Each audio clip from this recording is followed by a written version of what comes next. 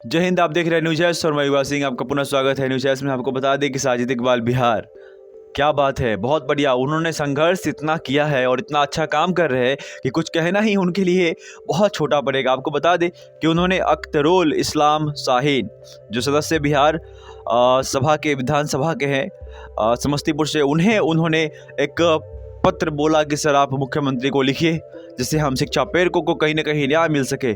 तो अख्तरुल इस्लाम शाहीन ने, जो सदस्य बिहार विधानसभा के हैं, उन्होंने मुख्यमंत्री को एक पत्र लिखा है। वो पत्र आपको पढ़कर सुनाते हैं। उससे पहले आपको एक छोटी सी बात बता दें कि साजिद इकबाल ये बहुत अच्छा कर रहे हैं बिहार के शिक्षा प्रेरकों के लिए, निरंतर प्रयास कर रहे हैं, खुद आज भी संघर्ष कर रहे हैं। आज भी कहीं ना कहीं उनके दिमाग में है कि अगर हमें न्याय मिल जाता है, कहीं ना कहीं हमें अगर सफलता मिलता है तो पूरे बिहार के लोग कहीं ना कहीं बहुत दुआ देंगे, बहुत आशीर्वाद देंगे। इसके लिए साजिद इकबाल बिहार के साथ मीडिया प्रभारी भी हैं, वो बहुत मेहनत कर रहे हैं। वो उन्होंने क्या कहा और इन्होंने जो सदस्य बिहार विधानसभा है अख्तरुल इस्लाम शाहीन, इन्होंने क्या लिखा है मुख्यमंत्री को, वो आपको पढ़ के सुनाएंगे। उससे पहले आपको बता दें कि हम हर वीडियो में कहते हैं कि बहुत सारे कॉल्स आपके आते हैं, किस किस कॉल का रिप्लाई आपको कर पाए। आप चैनल को सब्सक्राइब करके जुड़ जाइए, लाल बटन नीचे दिख रहा होगा। यदि आपको न्यूज़ का वीडियो अच्छा लगता है और आपको लगता है कि इन्फॉर्मेटिव है, आपको मोटिवेट करता है, आपको प्रेरित करता है, तो आप चैनल को सब्सक्राइब करके बेल आइकन प्रेस कर लीजिए और जो भी नोटिफिकेशन होगा आप तक सीधा पहुंचेगा। आपको बता दें ये पत्र पढ़ के सुनाते हैं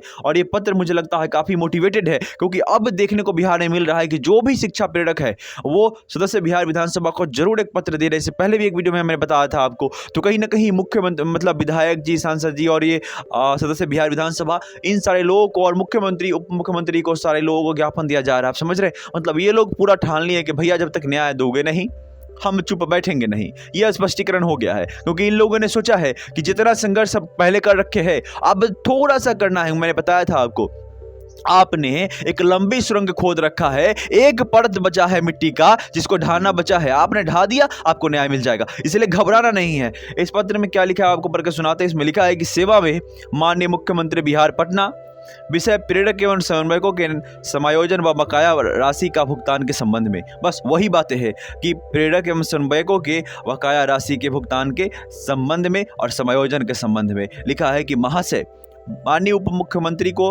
मुख्यमंत्री को लिखा गया है। और लिखा है अख्तरुल इस्लाम शाहीन ने, जो सदस्य बिहार विधानसभा के हैं, लिखे हैं कि महाशय उपरोक्त विषय के संबंध में सादर निवेदन करना है कि शिक्षा विभाग बिहार सरकार के पत्रांक 402 दिनांक 2/3/2011 के आलोक में साक्षर भारत मिशन कार्यक्रम अंतर्गत नियुक्त प्रेरक एवं समन्वयक 2011 से 31 मार्च 2018 तक कार्य किए हैं। 31 मार्च 2018 के बाद अवधि विस्तार नहीं किया गया। उपरोक्त अवधि में साक्षर भारत मिशन कार्यक्रम के अलावे बिहार सरकार द्वारा दिए गए विभिन्न कार्य जैसे मद्य निषेध अभियान, मतदाता जागरूकता अभियान, दहेज उन्मूलन अभियान, हमारी गांव हमारी योजना का सर्वे कार्य, VLO कार्य, मानव श्रृंखला इत्यादि को इन्होंने कुशलतापूर्वक किया है। समझ रहे हैं आप? हम लोगों का 18 माह का मानदेय तथा 6 माह का कार्यालय व्यय की राशि का भुगतान भी लंबित है। अतः उपरोक्त परिस्थिति को देखते हुए श्रीमान से अनुरोध है कि बकाया भुगतान कर पुनः समायोजन करने हेतु आवश्यक पहल करने की कृपा करेंगे। समझ रहे हैं आप मैं क्या कहना चाह रहा हूँ? कहीं ना कहीं समस्तीपुर से मुझे लग रहा है कि ये आया है और समस्तीपुर के जो लोग हैं, जो शिक्षा प्रेरक है, उनका भी इस लेटर में बहुत बड़ा योगदान होगा। मुझे इसका ज्ञात नहीं है, पर मुझे साजिद इकबाल की तरफ से आया है, तो कहीं ना कहीं मैंने उनके बारे में बताया है। पर उनका संघर्ष अतुलनीय है, अविश्वसनीय है, क्योंकि शिक्षा प्रेरक समस्तीपुर हो या फिर पटना हो या फिर सहरसा हो या फिर वैशाली हो या फिर मुजफ्फरपुर हो, जो भी लोग संघर्ष कर रहे हैं, जिस तरह भी लोगों ने संघर्ष किया है, वो बहुत सर्वोत्तम योगदान रहा है। तो जो समस्तीपुर से जो भी शिक्षा प्रेरक है, उनको भी बहुत शुभकामनाएं कि आपका योगदान, आपने जो मेहनत कर रहे हैं बिहार के 18 से 19,000 शिक्षा प्रेरकों के लिए, ये कहीं ना कहीं बहुत बड़ी बात है, छोटी बात नहीं है। आप लोगों ने निरंतर प्रयास किया है। तो इस लेटर ने कहीं ना कहीं ये मोटिवेट करने का काम किया है कि शिक्षा प्रेरकों ने जहां भी है, जो भी है, वो अपने विधायक जी हो, सांसद जी को हो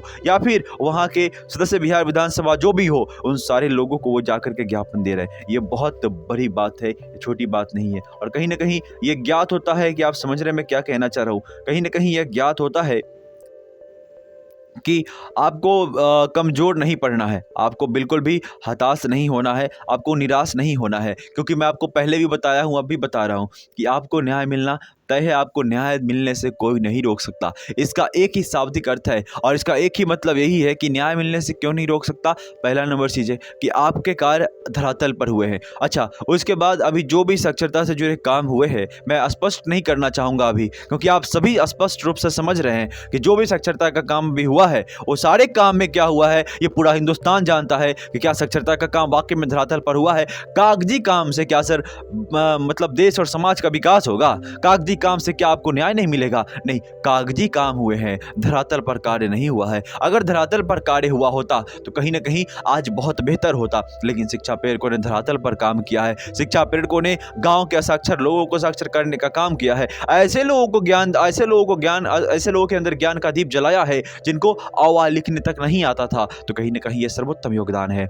जहां भी मैंने देखा है, जहां भी हम लोगों ने सुना है कि शिक्षा प्रेरकों ने, साक्षर भारत मिशन के कर्मियों ने बहुत अच्छा योगदान निभाया है, तो ये आपके लिए बहुत बड़ी बात है और आपको घबराने की जरूरत नहीं है। घबराता चोर है, आप चोर नहीं हैं, इसलिए आपको घबराने की जरूरत नहीं है। आपके पास हर एक चीज़ों का प्रूफ है, इसलिए आपको घबराने की जरूरत नहीं है। आपने निरंतर काम किया, इसलिए आपको घबराने की जरूरत नहीं है। अगर आपके काम की जांच होता है फिर भी आप 100% सही है, क्योंकि आपको घबराने की जरूरत नहीं है। आपने अच्छे काम किए हैं, आपने पूरे मेहनत और ईमानदारी से काम किया है ताकि हमारा काम, ताकि हमारा रोजगार, ताकि हमें न्याय मिल सके और हम निरंतर पूरा समायोजन हो करके अच्छे से हमारा जो हमारी विभागीय कार्य है वो और आगे बढ़े और हमारा नियुक्ति हो करके हम अच्छे से काम कर पाए, हम अपना सर्वोत्तम दे पाए। इसके लिए आपने सच्चे दिल से और ईमानदारी से मेहनत किया है, इसीलिए आपको घबराने की ज़रूरत नहीं है। और मैं ये विश्वास के साथ आपको कहता हूँ कि जिन लोगों ने भी कॉल या मैसेज करते हैं, या जो लोग भी, मैं आपसे अभी अनुरोध भी करना चाहता हूँ, मैं आपसे हाथ जोड़ के निवेदन करता हूँ कि जो लोग कॉल मैसेज करके हमारी टीम से ऐसे बोलते हैं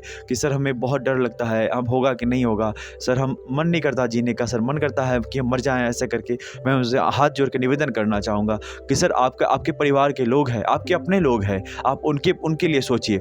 ये नौकरी, एक नौकरी आपको पूरा जीवन आपका निर्धारित नहीं करता। आप पिछले 4 वर्षों से अगर जी रहे, 11 और अभी 21 चल रहा है, यानी कि 22 चल रहा है, तो 11 वर्षों से आप परेशान हैं कहीं ना कहीं, तो कहीं ना कहीं आपको चिंता करने की आवश्यकता नहीं है। आप अपने परिवार को सोचें, अपने परिवार के बारे में सोचें। आप ये सोचें कि आपको जीने के लिए आपके पास कोई ना कोई साधन है, नहीं है तो बनाइए सर। पर एक शिक्षा प्रेरक आप थे, आपका काम छूट गया, आपका काम नहीं है, इस वजह से अगर आप हताश होकर के कुछ करने का सोच रहे हैं, मैं क्या कहूँ, मुझे बहुत बुरा लगता है, मुझे बहुत दुख होता है कि इतना हम लोगों ने मेहनत किया है, उसके आप लोगों ने मेहनत किया है, उसके बावजूद भी यदि आपको न्याय नहीं मिल रहा तो आपको घबराने की ज़रूरत नहीं है। सरकार सुनेगी आपकी बात। लेट हो रहा है सर, देर हो रहा है, पर अंधेर नहीं है सर। आप विश्वास रखिए, आप खुद पे भरोसा रखिए, अपने परमात्मा पे रखिए, अपने खुदा पे रखिए। आपको न्याय मिलना तय है, आपको न्याय मिलेगा, ये स्पष्टीकरण करना चाहता हूँ। और कुछ लोग कहते हैं सर हमें खुद ही, मेरे पास पैसे नहीं है, या फिर हम लोग बहुत लाचारी से मर रहे हैं, गुजर रहे हैं, हमें बहुत दिनों का सैलरी नहीं मिला है। तो मैं ऐसे लोगों को नहीं कहा हूँ कि आप न्यूज़ चैनल को सहयोग कीजिए या सपोर्ट कीजिए। मैंने ऐसे लोगों से रिक्वेस्ट किया है जो लोग का कंडीशन ठीक है और जो लोग चाहते हैं कि हमारे लिए कोई चैनल अगर आवाज़ उठा रहा है, हमारी बात को रख रहा है, तो हम उसकी टीम को कुछ ना कुछ सहयोग करें। इसलिए मैंने सर आपको कहा था कि जो ऐसे लोग हैं जो बहुत बेकार परिस्थिति से गुजर रहे हैं, ऐसे लोगों को हम लोग खुद सपोर्ट करते हैं और खुद सपोर्ट आगे भी करेंगे शिक्षा प्रेरकों को। लेकिन जो लोग सशक्त हैं, जो लोग अच्छे कंडीशन में हैं, थोड़ा ठीक हैं, उन लोगों को मैंने कहा था कि हो सके तो आप न्यूज़ की टीम को जरूर सहयोग कीजिए, ये आपका सर्वोत्तम योगदान रहेगा। और लास्ट में कहना चाहूँगा, आप घबराएं नहीं, चैनल को सब्सक्राइब कर ले, आपको सारी जानकारी यहाँ पे मिलती रहेगी यदि कॉल पे बात नहीं हो पाता है तो। जय हिंद।